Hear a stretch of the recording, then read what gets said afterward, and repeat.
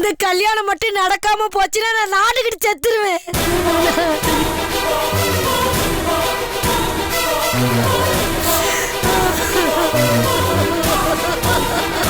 ஏமா இப்படி எல்லாம் பயமுறுத்துறீங்க? நான் வேற என்ன பண்ணுவேன் சொல்லுங்க. ஜோதிதான் என் மருமக.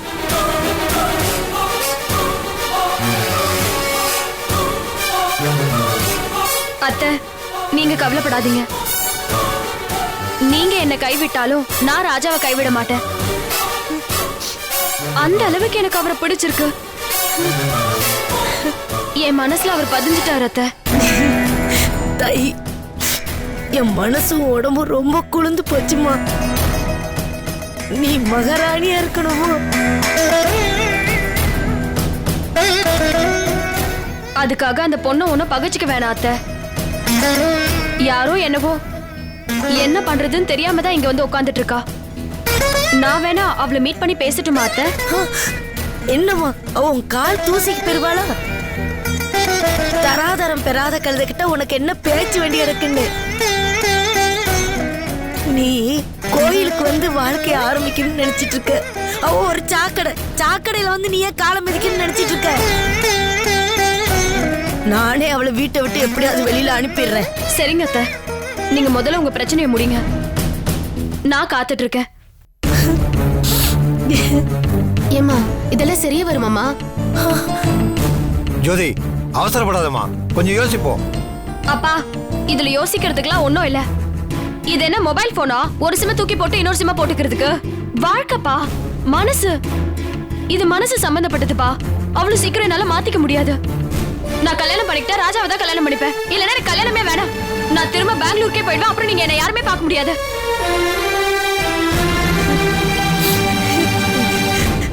கவலைப்படாத மருமோளே, என் பிள்ளைதான் உனக்கு மாப்பிள்ளை.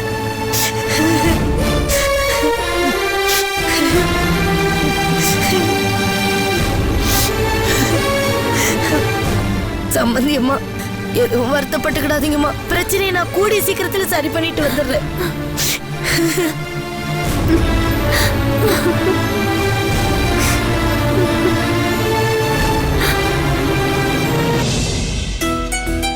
திவ்யா, திவ்யா. அத்தை, சாப்பிடறதுக்கு முன்னாடி ஒரு மாத்திரை போடுவேம்மா. இருங்க, எடுத்துட்டு வரேன்.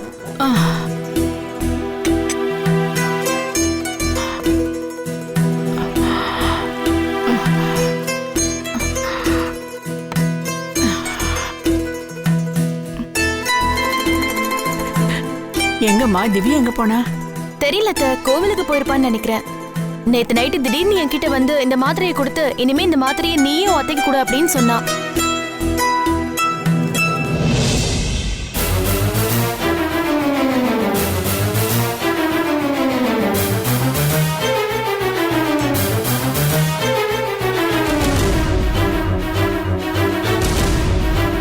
எதுக்கு நீ வந்த?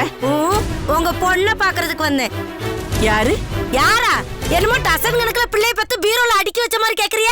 உங்களுக்கு இருக்கிறது ஒரே பொண்ணு தானே? அவளை எங்கன்னு கேட்டேன். அனாவசியமா பேசாத சுந்தரி. எதுக்கு வந்து அந்த விஷயத்த சொல்லு. உங்க பொண்ணை தேடி வந்தேன்னு சொல்றேன்ல. அவ ஏதாவது கோவிலுக்குள்ள போயிருப்பாமா? கோயிலுக்கு போய் சாமி கால்ல விழுந்திருந்தா பரவாயில்ல, இல்ல அங்க பக்கத்துல இருக்கிற குளத்துல விழுந்திருந்தாலும் பரவாயில்ல. என் வீட்டுல வந்து உட்கார்ந்துகிட்டு என்ன அதிகாரம் பண்ணிட்டு இருக்கா?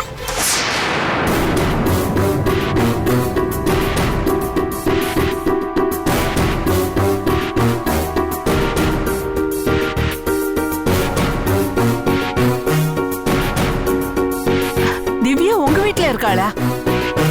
என்னமா தமாஷ் பண்ணிட்டு இருக்கீங்க? அவ செத்தாலும் அந்த வீட்டுக்கு வரமாட்டாளே. அவ சாவ மாட்டாமா.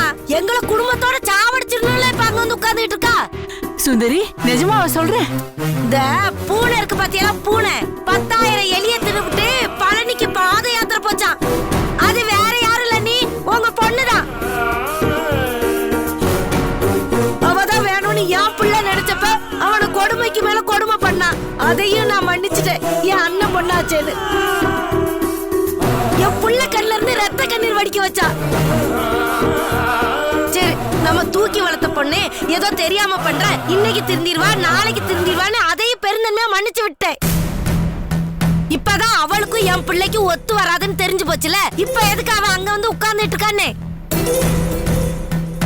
இன்னும் ஏதோ 40 நாள் ஐயப்பனுக்கு போட வேண்டிய மாலைய 400 நாள் என் பிள்ளைய போட வச்சா.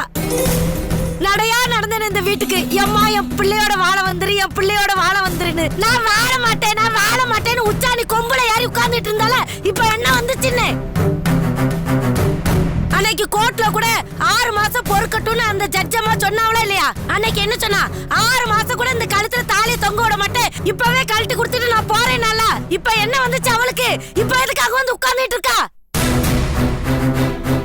பதில் சொல்லுங்க. நீ என்ன கேட்டா? அவ அங்க வந்த விஷயமே எனக்கு தெரியாதுமா. நீ நல்லா பாத்தியா? அது ஏன் பொண்ணு தானே? உங்க சந்தேகமும் கரெக்ட் தான். அவதான் அடிக்கடி மாறிடுறாள. அவளை நான் நல்லா உத்து பார்த்தேன். அது உங்க பொண்ணு திவ்யாவே தான். தீமிர் பிடிச்சவ. அம்மா ரேகா, அவ எதுக்கு அங்க போயிருப்பா? எனக்கு என்னத்த தெரியும்? நாங்க இன்னைக்கு ராசாவுக்கு கல்யாணம் பண்றதுக்கு வேற பொண்ணை நிச்சயம் பண்றதுக்கு போனோம்.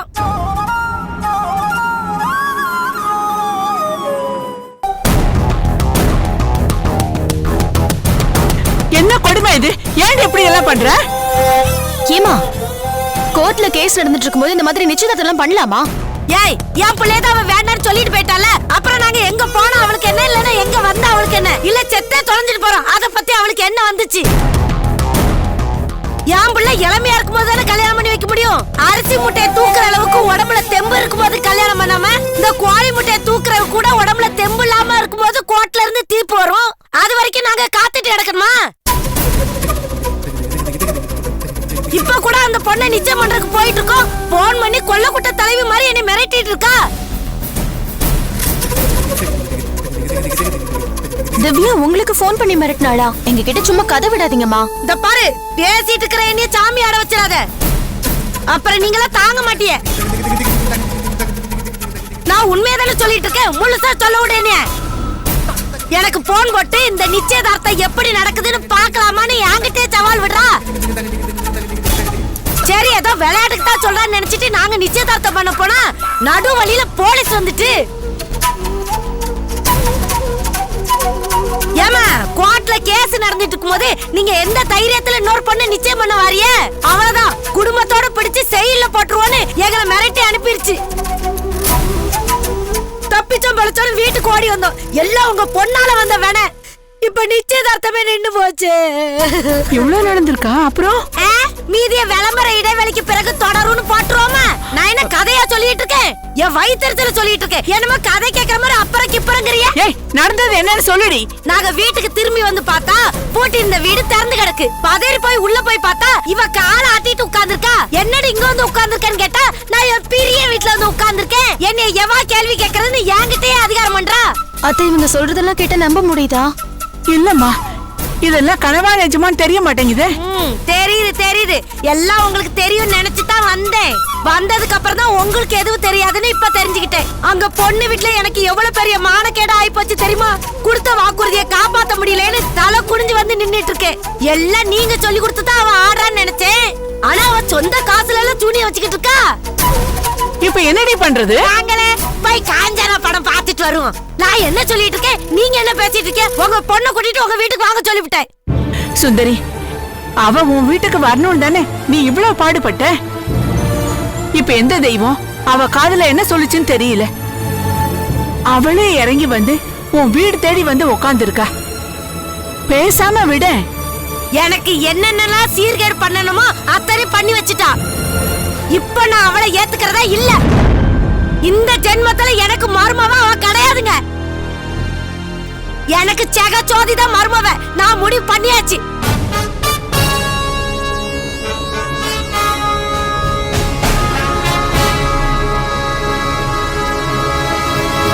இப்ப அது யாருடி? ஓ, யா புது மருமவ. அவதான் டாப்பு. அப்ப திவ்யாம்மா அது டூப்பு. நீ நினைக்கிறது நடக்காது. முதல்ல இடத்த காலி பண்ணு. இங்க பாருங்க, என்ன விளையாடிட்டு இருக்கீங்களா? இப்ப நீங்க எல்லாரும் சேர்ந்து என் கூட வந்து உங்க பொண்ணை கூட்டிட்டு வாரிய. போடி, உனக்கு வேலையே கிடையாது. மாமியார் மருமகளும் ஓடி பிடிச்சு விளையாடுறீங்க. இது நடுவுல நான் இதுக்கு நாட்டாம. என்னது ஓடி பிடிச்சு விளையாடிட்டு இருக்கோமா? கோர்ட் வரைக்கும் போயிட்டு இருக்கோம். என்ன இதென்ன டென்னிஸ் கோர்ட்னு நினைச்சிட்டு இருக்கீங்களா? இத பாரு, நான் கடுப்பாயிடுவேன். மகளை கட்டி கொடுத்தாச்சுன்னா அவ என் பொண்ணே கிடையாது. இனிமே அவ உன் பொறுப்பு தான். நீ ஆச்சு உன் மருமகளாச்சு. போ. இந்த பாருங்க, இப்ப நீங்க வந்து அங்க உங்க பொண்ணை கூப்பிடலன்னு வச்சுக்கோங்களேன், நான் இந்த வீட்லயே தங்கிடுவேன். என்னம்மா நீங்க இப்படி பேசிட்டு இருக்கீங்க? வழக்கமா மருமக தான் மாமியார் வீட்ல கோச்சுக்கிட்டு அம்மா வீட்ல வந்து உட்காருவாங்க. உங்க கதையில நீங்க கோச்சுக்கிட்டு சம்மந்தி வீட்ல வந்து உட்காருவேன்னு சொல்றீங்க. இந்த மாதிரி விஷயத்தை இது வரைக்கும் கேள்விப்பட்டதே இல்லம்மா. அவ இருக்கிற வீட்ல என்னால இருக்க முடியாது. மரியாதையா உங்க பொண்ணை கூட்டிட்டு வாங்க சொல்லிவிட்டேன். நான் வரல. வரணும், வந்து ஆகணும். நீங்க வந்து அந்த அடங்காப்படாரி அடக்கிங்க கூட்டிட்டு வரணும். சரி, நீ போ. என் பிள்ளைங்களை அனுப்புற, அவங்க வந்து பேசிக்கிட்டு. அதான் இந்த வீட்ல ஒரு நியாயஸ்தே நேர்மஸ்தே இருக்கானே சுப்பு. அவனுக்கு நான் அப்பவே போன போட்டு சொல்லிட்டேன். அவன் நேரா அங்க வாரேன்னு சொல்லிட்டான். நீங்க வந்தாதான் உங்க பொண்ணு அடங்குவா. வாங்க. அதான் சுப்புக்கு போன் பண்ணி சொல்லிட்டேல, அவன் வந்து பேசுவான். நீ கிளம்பு. இப்படி எல்லாம் சொன்னா நீங்க வர மாட்டீங்க. நீங்க வாங்க முதல்ல. அம்மா விடுங்கம்மா, எதுக்கு தேவையில்லாம பிரச்சனை பண்ணிட்டு இருக்கீங்க? அத்தை, நம்ம என்னன்னு போய் பார்த்துட்டு வந்துடலாம். அத்தை, இல்லம்மா, இந்த திவ்யா ஏன் இப்படி பண்றா? நம்ம கிட்ட ஏதாவது சொல்றாளா? நம்மள கேக்குறாளா? அவ இஷ்டத்துக்கு அவ பண்ணிட்டே இருக்கா. அவளுக்கு நீயோ நானும் சரிப்பட்டு வர மாட்டோம். மாதம் வந்தாதான் சரியா இருக்கும். அவனை அத்தை, நம்ம பேசி தீர்த்துக்கலாம். தேவையில்லாம பிரச்சனை ஆயிடும். அத்தை, அதான் எனக்கு வேணும், அதேதான் எனக்கு வேணும். அவன் வந்தா சாட்டையால 4 அரை கொடுப்பான்ல, அப்ப அடங்கிக்கிட்டு வருவாள. போ, முதல்ல அவனுக்கு போன போட்டு வர சொல்லு. அம்மா, அவர் இங்க பக்கத்துல தான் இருக்காரு. நான் அவரை கூட்டிட்டு வரேன். நீங்க அதான் நல்லதா போச்சு. அவனை கூட்டிட்டு சீக்கிரம் என் வீட்டுக்கு வா. போ, போங்கறல. ஏ போ. என்ன அண்ணி வேடிக்கை பார்த்துட்டே இருக்கறியே? நீங்க வாங்க சீக்கிரம். ஆட வாங்கண்ணா.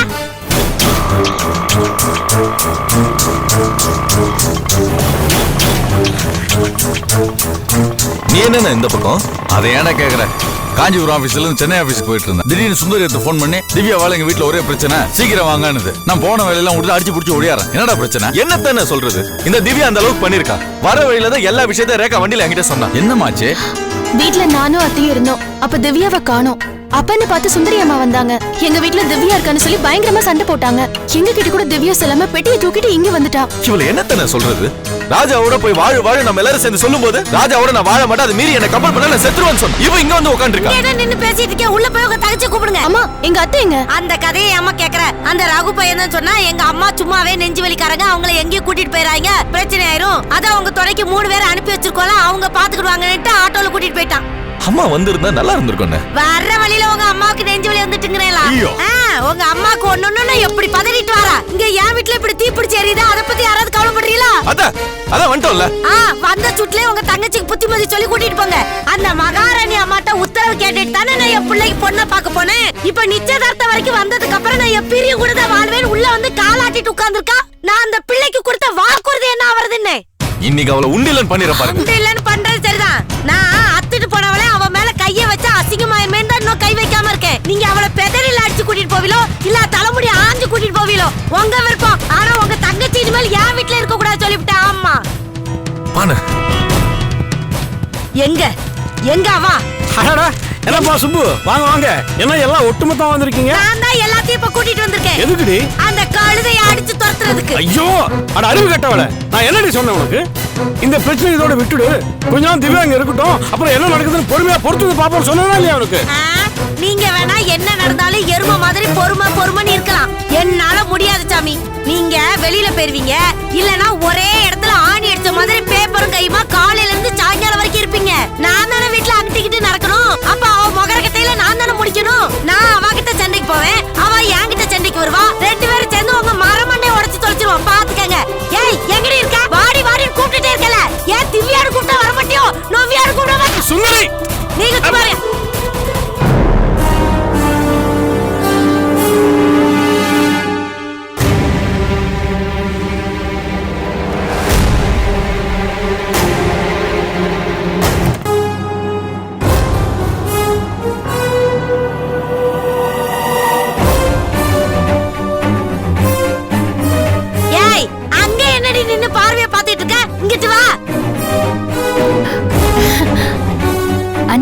சுபண்ண, அனி, என்னாச்சு? என்ன எல்லாரும் ஒண்ணா வந்திருக்கீங்க? ஒரு போன் கூட பண்ணல? என்ன நீ? அம்மா நல்லதானே இருக்காங்க? ஒன்னும் பிரச்சனை இல்லையே? என்ன நடக்குதுங்க? அதுதானே நானும் கேக்குறேன். என்ன நடக்குதுங்க? இப்படி எல்லாரும் ஒண்ணா வந்திருக்கீங்க, எனக்கு டென்ஷனா இருக்கு. ஏய், உனக்கு என்ன அறிவு மங்கி போச்சா?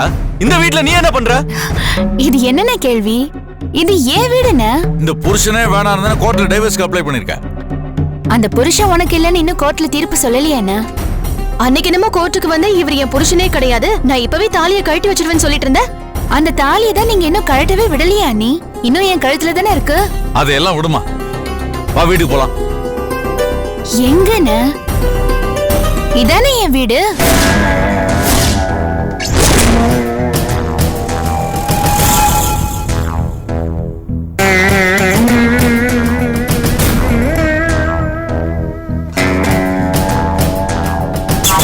ஏய், இது ராஜாவோட வீடு. ராஜா தானே என் புருஷன், அப்ப இதானே என் வீடு.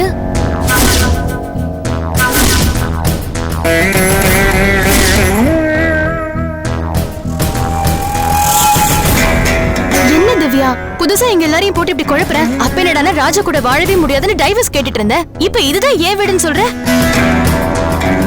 நான் குழப்பலையா நீ? நான் தெளிவாதான் சொல்றேன். ராஜா தானே என் புருஷன், அப்ப இதானே என் வீடு. இல்ல திவ்யா, நான் அப்படி சொல்ல வரல. அண்ணி, நீங்க தான் குழம்பி இருக்கீங்க. அன்னைக்கு அம்மா கேட்டாங்களே, ஞாபகம் இருக்கா? திடீர்னு கிளம்பி கொடைக்கானல் போற, திடீர்னு கிளம்பி வெளியில போற, திடீர்னு கிளம்பி கோர்ட்டுக்கு போற. தைரியம் இருந்தா திடீர்னு கிளம்பி உன் புருஷ வீட்டுக்கு போயேன். ஏன் உனக்கு அந்த தைரியம் வர மாட்டேங்குதுன்னு கேட்டாங்க.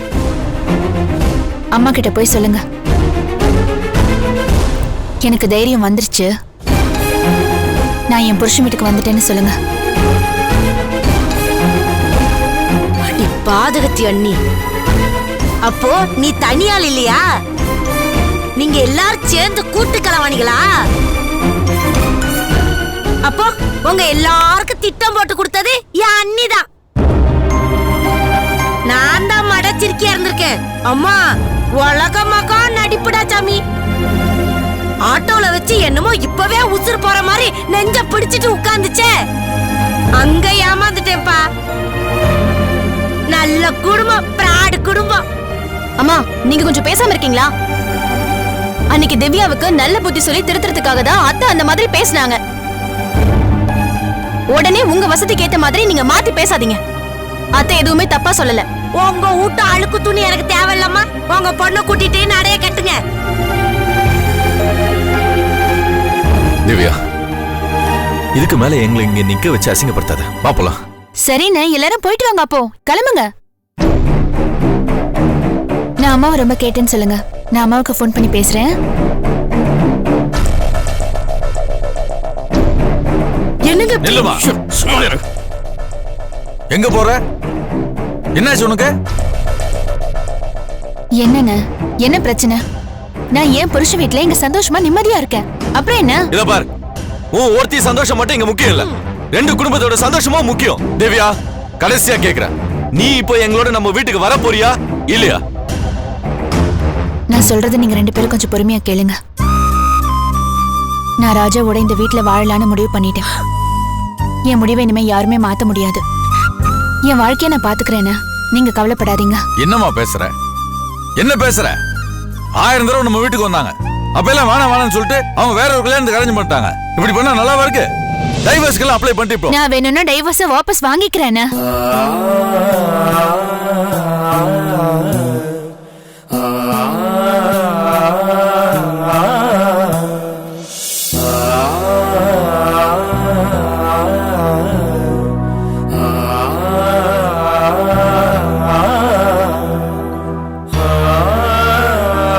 திவ்யா,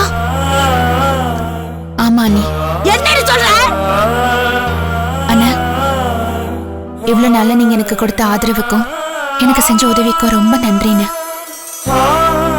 அதே சமயம் நான் இவ்வளவு நாள் செஞ்ச தப்புக்கு மன்னிப்பு கேட்டுக்கிறேன். நான் விவாகரத்தை வாபஸ் வாங்கிக்கலான்னு முடிவு பண்ணிருக்கேன்.